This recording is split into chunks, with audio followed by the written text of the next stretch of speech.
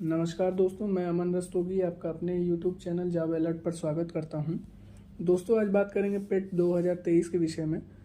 जैसा कि आपको पहले ही पता चल चुका होगा कि 17 अक्टूबर को आयोग ने एक नोटिस जारी करी थी, जिसमें आयोग ने बताया था कि 19 अक्टूबर को आयोग पेट 2023 का एडमिट कार्ड जारी करेगा।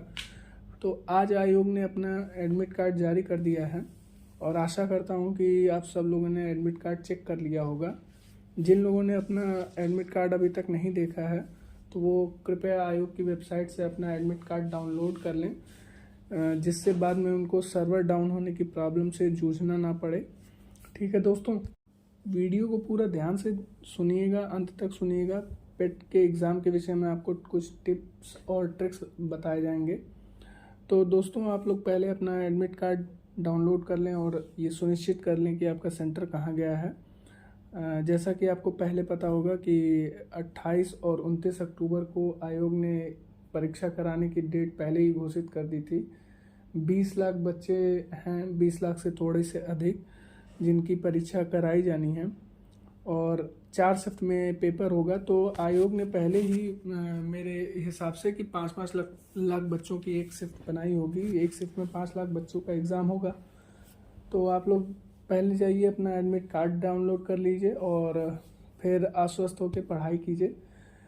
आयोग ने 35 ज़िलों में सेंटर बनाया है, तो संभवतः सभी को अपने आसपास के ही, अगल बगल के ही ज़िले मिले होंगे। तो आप लोग अपना एडमिट कार्ड डाउनलोड कर लीजिए। ठीक है दोस्तों, अब बात करेंगे पेट के एग्ज़ाम से संबंधित कुछ टिप्स दूंगा, मैं कुछ ट्रिक्स दूंगा कि कैसे एग्ज़ाम में अच्छा स्कोर किया जा सकता है। आप लोग तो पहले ही सिलेबस देख चुके होंगे इसका और काफ़ी लोग की तैयारी पूरी हो चुकी होगी, दोहरा कर भी ख़त्म कर दिए होंगे, टेस्ट भी दे रहे होंगे। तो ठीक है, ये सब तो मान लीजिए आप कर ही रहे हैं। और यदि कोई बच्चा ऐसा है जिसका पूरी तैयारी किसी कारणवश नहीं हो पाई है, तो वो भी ध्यान दें, और जिनकी तैयारी हो रखी है वो भी ध्यान दें इस बात पे कि अब आपको क्या करना है। अब ज़्यादा कुछ आपको ऐड ऑन करने की ज़रूरत नहीं है इसमें। आपको बस कुछ चीज़ों पे फोकस करना है जहाँ से आपका अच्छा नंबर आएगा, और हमारा मकसद यही होना चाहिए कि पेट में ज़्यादा से ज़्यादा और अच्छा से अच्छा स्कोर करके अच्छे परसेंटाइल के लाए जा सकते हैं। और इसके लिए आपको सिलेबस में आपने पूरा मिला लिया होगा कि कहाँ से, कि सिलेबस से इतर आप कुछ मत पढ़िएगा, सिलेबस के अकॉर्डिंग ही पढ़िएगा। और जिसका कोई भी टॉपिक अगर जो छूटा हुआ है, अगर टॉपिक छोटा है तो आप तो उसको आज और कल में कंप्लीट कर लीजिए। अगर जो आपने कोई बड़ा टॉपिक या जीएस का कोई ऐसा पोर्शन छोड़ रखा था, तो मेरा तो मैं तो यही कहूँगा कि उसके पीछे बहुत जाने की ज़रूरत नहीं है। अगर जो हिस्ट्री जैसी कोई चीज़ छूटी हुई है, क्योंकि हिस्ट्री आप लोगों ने बहुत पहले इतना सब पढ़ लिया होगा, तो इसके लिए बहुत घबराने की ज़रूरत नहीं है कि मेरा ये छूट गया, ये छूट गया। आपको कुछ पर्टिकुलर सेक्शंस पे ध्यान देने हैं जहाँ से आपका स्कोर बहुत अच्छा हो पाएगा। और मैं आपको बता देता हूँ फिर से कि वो सेक्शंस क्या क्या हैं। ठीक है दोस्तों, तो जैसा कि आप पहले ही ये चीज़ जानते होंगे कि पेट में सबसे बड़ा बेनिफिट है डीआई का। वैसे तो पूरी मैथ का देखेंगे तो बेनिफिट बहुत ज़्यादा है। टोटल मैथ से मिलाएंगे तो 25 क्वेश्चन हो जाते हैं, तो जिसमें 20 नंबर की डीआई आती है और 5 नंबर की मैथ आती है। डीआई भी मैथ का ही पार्ट है। तो डीआई 20 नंबर की है, जिसमें आपका बार ग्राफ, लाइन ग्राफ और पाई चार्ट से क्वेश्चन आते हैं। तो आपको इसकी प्रैक्टिस बहुत अच्छी करनी है। अब डीआई में आपको पढ़ना क्या है। डीआई में एक क्वेश्चन आपका आता है परसेंटेज से, दूसरा औसत से, तीसरा रेशियो से, और जोड़ घटाने के कुछ क्वेश्चन हो जाए तो हो जाए। तो यही आपका रहता है डीआई में। तो आपको डीआई अच्छे से प्रैक्टिस करनी है। आप कम से कम एग्ज़ाम से पहले जो अभी समय बचा है, कम से कम इतने दिन में 30-40 डीआई लगा कर जाएं। प्रीवियस ईयर सीजीएल का लगा लें या थोड़े अच्छे जगह से, क्योंकि आपने पिछली बार देखा होगा कि डीआई का लेवल अच्छा था। मतलब लेवल बहुत ज़्यादा हाई तो नहीं था, लेकिन अगर बच्चे प्रैक्टिस अच्छी किए होते तो उसमें भी अच्छा स्कोर कर जाते। ठीक है, तो और बच्चों ने स्कोर किया जिनकी प्रैक्टिस थी। तो DI 20 नंबर की है, आपको DI पे फोकस करना है। अच्छे से 30-40 DI लगा के जाइए, अच्छी खासी प्रैक्टिस हो जाएगी। और टेस्ट भी देते रहिए, चाहे टेक्स्ट बुक हो, ऑलिव बोर्ड हो, या आपकी सुविधा के अनुसार ऑफलाइन भी टेस्ट देते होंगे तो वो देते रहिए। ठीक है बच्चों। अब देखिए 5 नंबर की मैथ आएगी। मैथ में आपका क्या है, मैथ में आपका परसेंटेज है, औसत है, वही जो DI में रहेगी। और मतलब इसमें अलग से लिखा हुआ है, और वर्गमूल है, घनमूल है, तो यही है आपका मैथ में। उससे 5 क्वेश्चन आने हैं। तो मेरे ख्याल से एक एक दिन का भी टॉपिक नहीं है, परसेंटेज और औसत लेंगे तो मेरे ख्याल से एक दिन में दोनों ख़त्म कर सकते हैं।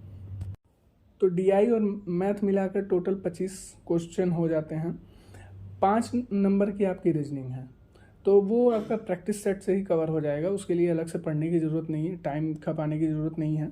तो आपका टोटल हो गया 30 नंबर, 20 नंबर की DI, 5 नंबर की मैथ, 5 नंबर की रीजनिंग। अब आते हैं 10 नंबर का विविध आता है। विविध में जिसमें आपका भारत के पड़ोसी देश, उनकी राजधानियाँ, उनकी मुद्राएं, भारत के राज्य, केंद्र शासित राज्य, और जो ये घूमने फिरने के हिल स्टेशंस हैं, दिवस है, अनुसंधान केंद्र हैं, और वर्ल्ड के ऑर्गेनाइजेशन है, तो इनके मुख्यालय या फिर ये कहाँ है, इन सब पे है। तो इस इम्पॉर्टेंट दिवस पे फोकस कीजिएगा, खास तौर से जो इस साल मतलब ऐसे ऐसे दिवस पे फोकस कीजिएगा जो विज्ञान से संबंधित हैं। इससे भी क्वेश्चन अब पूछने लगा है, जैसा कि वीडियो में आपने देखा होगा कि पूछ दिया था HIV टीकाकरण दिवस कब आता है। तो इस टाइप का भी थोड़ा ध्यान दीजिएगा, नहीं तो जो मेन है उनको तो फोकस कर ही लीजिएगा। ठीक है दोस्तों। उस विविध में खेल से संबंधित भी प्रश्न आते हैं, जिसमें परिमाप हो गया ग्राउंड का, या उपकरण हो गए, और शब्दावली हो गई। तो खास तौर से इंडोर गेम की शब्दावली, इस पे ज़्यादा ध्यान दीजिएगा। तो ये यहाँ से कवर हो जाएगा, वो आपको लुसेंट में मिल ही जाएगा। अब बात करते हैं, आती है 10 नंबर की करंट में आपको देखिए मेनली मई से फोकस करना है। मई, जून, जुलाई, अगस्त, सितंबर तक की करंट पढ़नी है खास तौर से। और जिसकी करंट नहीं तैयार है तो वो कैसे भी करके जुलाई, अगस्त, सितंबर, ये 3 महीने की करंट तो बिल्कुल पढ़ के जाए। और 5 महीने की पढ़ लेता है तो बहुत अच्छी बात है। अब केवल पढ़ना नहीं, 1-2 बार दोहरा भी लीजिएगा। और मुझे नहीं लगता कि बहुत ज़्यादा समय लगता है, कहीं से भी यूट्यूब से भी देख लेंगे तो हफ्ते भर में ये 1-2 घंटे करके ये कवर हो जाता है। ठीक है। उसके बाद करंट के बाद आपकी आती है 10 नंबर की गद्यांश, और यहीं बच्चे गलती करते हैं। पिछली बार बच्चों से ज़्यादातर गलतियाँ गद्यांश में ही हुई थी। बच्चे सोचते हैं हम हिंदी भाषी बेल्ट के हैं तो हम तो कर लेंगे, लेकिन ऐसा नहीं होता दोस्तों। हर चीज़ में आपको प्रैक्टिस चाहिए होती है। गद्यांश में ज़्यादातर जब शीर्षक से क्वेश्चन पूछ देता है तो 90% बच्चों के ये शीर्षक क्वेश्चन गलत ही हो जाते हैं, और जिनके सही होते हैं वो काफ़ी इस पर प्रैक्टिस किए रहते हैं। तो आप अच्छे से गद्यांश की प्रैक्टिस कर लें, कहीं से भी 15-20 टेस्ट जो देना हो गद्यांश का, वो गद्यांश का टेस्ट दे दें। इसका प्रैक्टिस ज़रूर करिए। आपको लगेगा कि आसान है, लेकिन ये आसान नहीं है। जब एकदम डायरेक्ट क्वेश्चन ना पूछ करके उसके भावार्थ से क्वेश्चन पूछेगा ना, फिर आपको समस्या आ जाएगी। और पिछली बार यही समस्या बच्चों को आई थी। 2021 का देख कर गए तो उनको लगा आसान है, लेकिन 22 में सब कुछ बदल गया। और आपको पता ही होगा कि आयोग अपना लेवल उठा रहा है। ठीक है दोस्तों। तो 20 नंबर की DI, 5 नंबर की मैथ, 5 नंबर की रीजनिंग, टोटल 30 नंबर हो गया। 10 नंबर का विविध 40 नंबर, 10 नंबर की करंट 50, 10 नंबर की गद्यांश 60, और 5 नंबर की हिंदी ग्रामर से संबंधित पर्यायवाची विलोम, ये सब के क्वेश्चन होते हैं। टोटल हो गए 65 नंबर, सॉरी। तो दोस्तों इन 65 नंबर में आपका फोकस रहना चाहिए 55 नंबर पे, और ये लाया जा सकता है। DI में आप 18 के करीब ला ही सकते हैं। मैथ में भी आप 4 क्वेश्चन आराम से कर ले जाएंगे, 4 से 5, मतलब इतना टफ नहीं होते, तो 5 के 5 मान लेते हैं। रीजनिंग आप 5 कर ले जाएंगे। विविध में आप 7 क्वेश्चन तक, 8 क्वेश्चन तक कर सकते हैं। करंट में आप 6 से 7 क्वेश्चन कर लेते हैं, और गद्यांश आपके 10 के 10 सही हो सकते हैं। हिंदी आपकी 5 की 5 सही हो सकती है। संभवतः एक आध गलत हो जाए तो गलत हो जाए। तो इन 65 नंबर में से आपका टारगेट होना चाहिए 55 नंबर का, क्योंकि वो जो 35 नंबर का बचा है उसमें 5 नंबर की इंग्लिश है। और मैंने जहाँ तक देखा है कि यूपी ट्रिपल एससी के बच्चों की ज़्यादातर, मैं सबकी बात नहीं कर रहा हूँ, ज़्यादातर बच्चों की इंग्लिश उतनी अच्छी नहीं होती है, क्योंकि किसी भी एग्ज़ाम में इंग्लिश का कोई रोल नहीं होता, इसलिए बच्चे इंग्लिश नहीं पढ़ते हैं, तो उनकी इंग्लिश उतनी अच्छी नहीं होती है। तो उस 35 में से अगर जो आप फोकस करके, मतलब इन 65 से खींच लें नंबर 55 नंबर तक, और उन 35 नंबरों में से आप अगर जो 25 नंबर भी लाएंगे, 20 नंबर भी लाएंगे, तो आप 75 पहुंचेंगे। और मेरे हिसाब से 75 एक अच्छा स्कोर बनता है। और आपको करीब 20 लाख बच्चे हैं, तो उस हिसाब से आपको कुछ नहीं तो 75 नंबर 96-97 परसेंटाइल के उसमें लाकर खड़ा कर देगा।